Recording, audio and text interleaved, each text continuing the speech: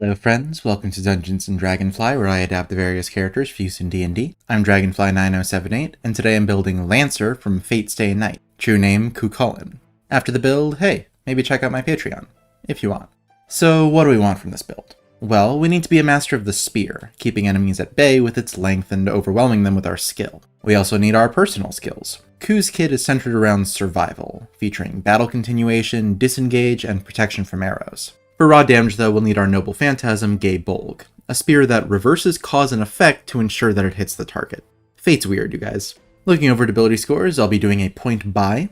If you want to roll for stats, that's fine, just make sure your strength, intelligence, and charisma are high enough to multiclass. Starting off with a 14 in strength, Chulainn had superhuman strength from a very young age, so ours needs to be up there. Dexterity's 14 as well, Lancers are quick on their feet, but we're only a 3-star servant and our health pool does reflect that, so we'll put a 10 in Constitution and rely on our skills for survival. Intelligence will be 13, Skahak wouldn't have trained us if we couldn't do more than swing a spear around, but we are reckless and battle hungry, so Wisdom can be 9. It's a little bit lower than I'd like since he does have good senses and instincts, but we'll improve those later. Then we'll finish up with a 13 in Charisma. Ku is a fan favorite and had great force of personality even as a child, though of course he could also back that up with martial prowess. Race is a little tricky for us. Ku is a demigod, so we could use Aasimar, but he's also a servant, so Reborn is on the table as well. I'm going to therefore use neither of those, and lean into his legend by making him a human with the Mark of the Sentinel. See, Chulainn's name was originally Setanta, but after arriving late to a dinner with his father the king and Chulainn the blacksmith, he killed the smith's guard dog, or Ku, when it attacked him. Out of remorse, he swore to act as the smith's guard dog until another could be raised to replace him, and in fact served as the guard dog for all of Ulster, earning him the name Chulainn, or Hound of Chulainn. So yeah, Mark of the Sentinel for Ulster's watchdog. We get +2 to our Constitution and +1 to our Wisdom, making them 12 and 10 respectively, and we can add a d4 to every Insight and Perception check we make. We can cast Shield once per day as a reaction, or use our reaction to swap places with an adjacent creature who gets hit, so that we take the hit in their place. Good for keeping our master safe. Plus, we get a bunch of Sentinel spells added to the spell lists of any of our classes that have spell lists. Now, the entire point of Servants in Fate is that they're heroes of old, so Folk Hero feels appropriate. That'll give us proficiency in survival and with land vehicles, so we can drive a chariot if need be, but since we aren't a rider and do have knowledge of rune magic even as a lancer, we'll switch out animal handling for arcana, and pick up jeweler's tools to carve our runes into stones.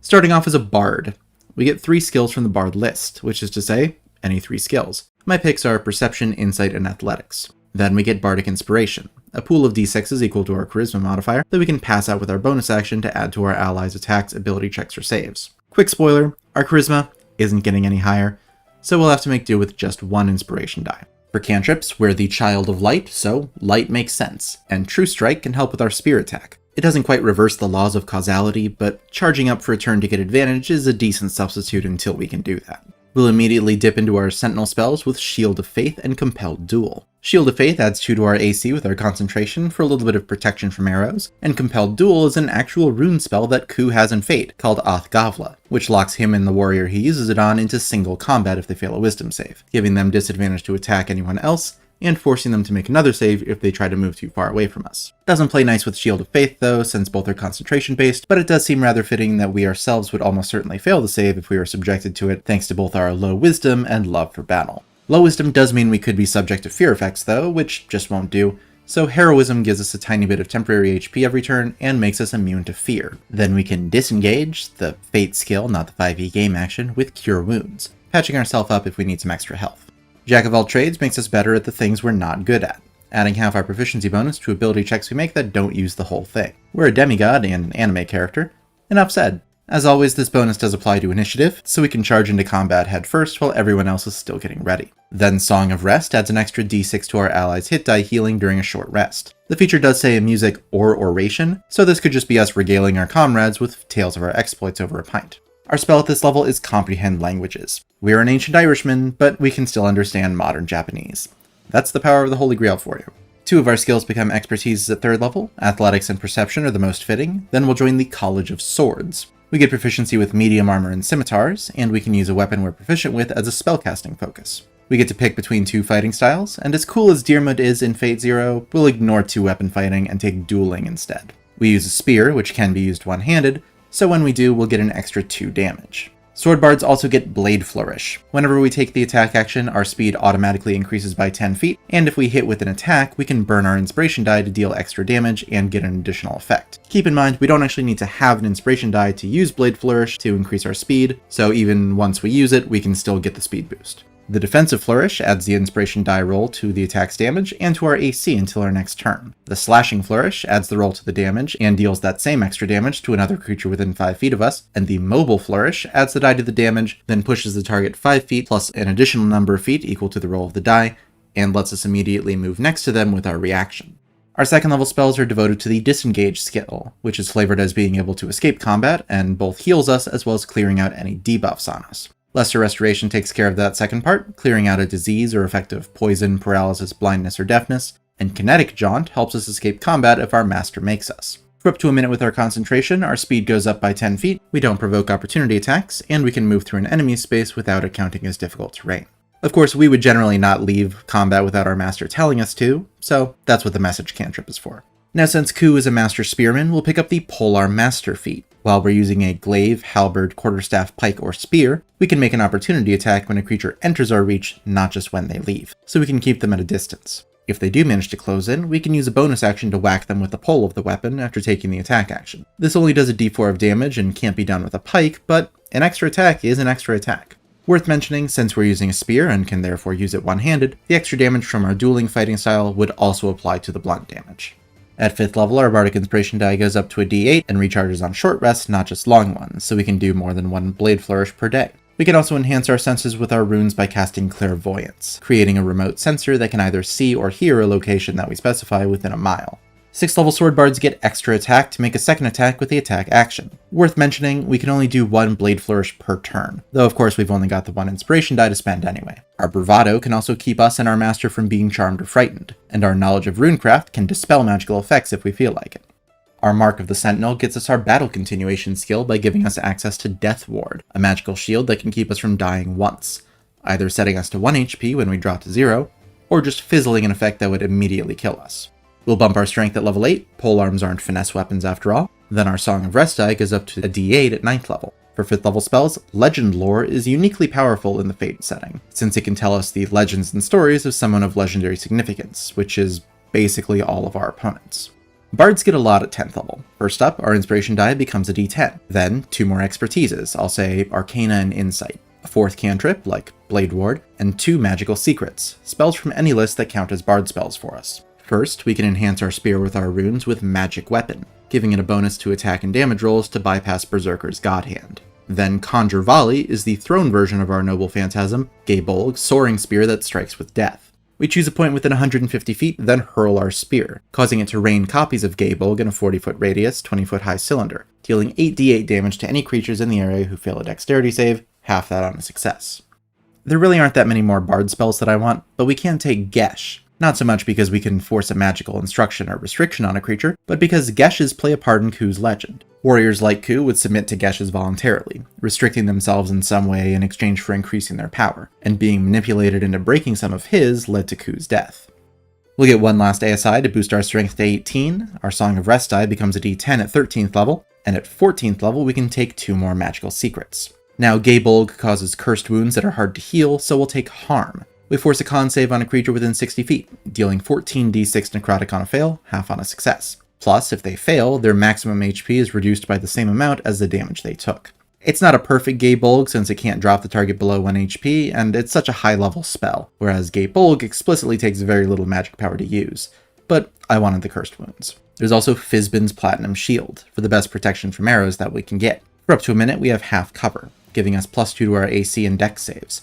Evasion, so we take no damage on a successful dex save and half on a fail, and resistance to acid, cold, fire, lightning, and poison damage for even more survivability. More importantly, we get a lot better with our spear, as 14th level sword bards get Master's Flourish. Whenever we do a Blade Flourish, we can roll a d6 instead of expending an inspiration die, so we go from making 1 flourish per rest to 1 every turn, assuming that we hit.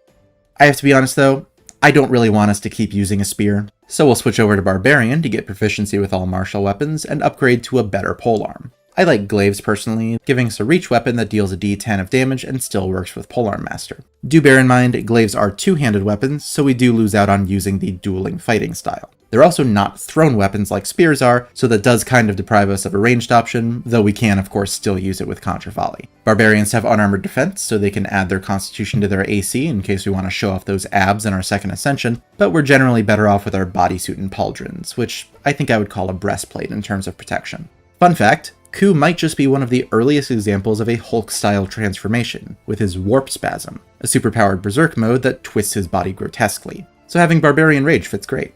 We can enter a Rage as a bonus action, adding extra damage to our glaive, giving us advantage on strength checks and saves, as well as resistance to bludgeoning, piercing, and slashing damage. Unfortunately, we can't cast or concentrate on spells while we're raging. If I ended up doing Berserker Ku, he would definitely go deeper into Barbarian. Lancer Ku just gets 2 Barbarian levels, netting us Reckless Attack and Danger Sense. Reckless Attack gives us advantage on our strength-based melee attacks in return for giving attacks against us advantage, meaning we don't need to use True Strike anymore. And Danger Sense gives us advantage on dexterity saves against effects we can see, like Caster's Lasers or Excalibur. We'll jump over to Paladin for a bit. Divine Sense can tell us the location of Celestials, Fiends, and Undead within 60 feet as an action twice per day. There's an argument for Servants counting as Undead, and the Divine ones almost certainly count as Celestials, so if nothing else, this is Heracles' radar. Then Lay on Hands can heal ourselves with a pool of points equal to 5 times our Paladin level. We can spend points with a touch as an action to heal for that much, or spend 5 points to cleanse a disease or poison. At second level, we can take Great Weapon Fighting to replace our dueling fighting style, letting us reroll 1s and 2s on the damage dice of our two-handed weapon attacks. This does include the d4 from our Polearm Master attack, by the way.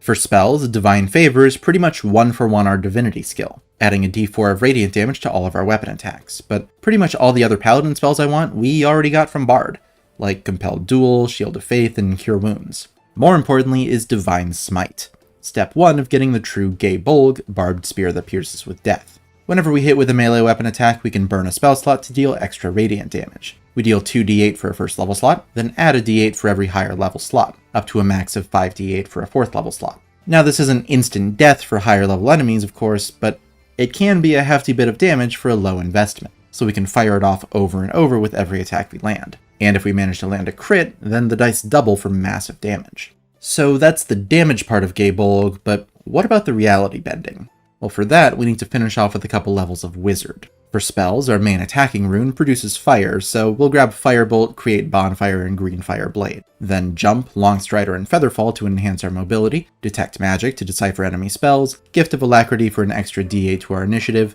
and Shield so we can cast it more than just the once per day from our Mark of Sentinel.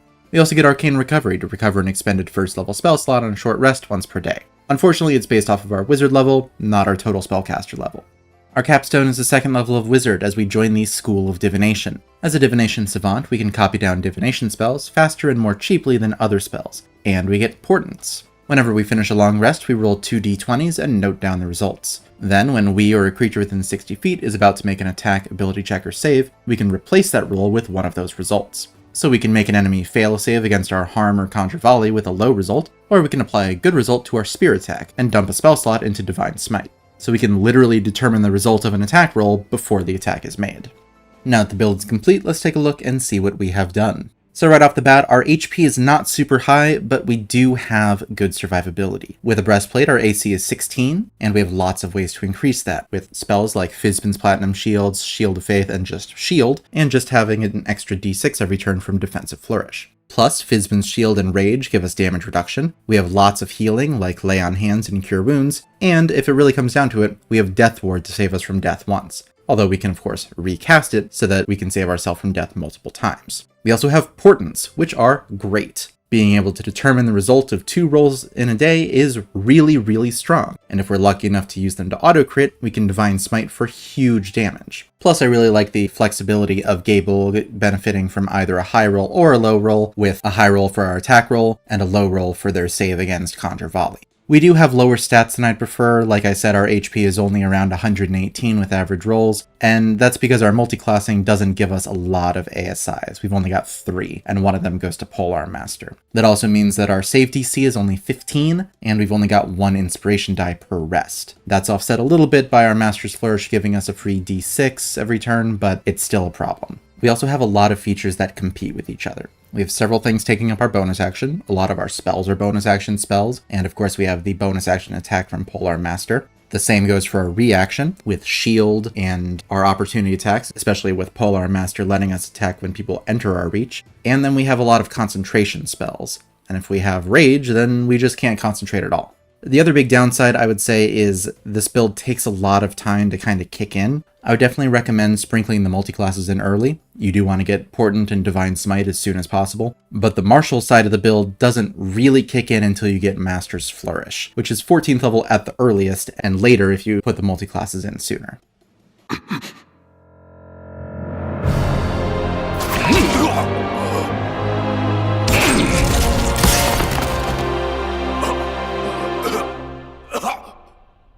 But how did you... I hate to break it to you, Kotomine, but if a scratch like that did me in, I wouldn't be much of a hero now, would I?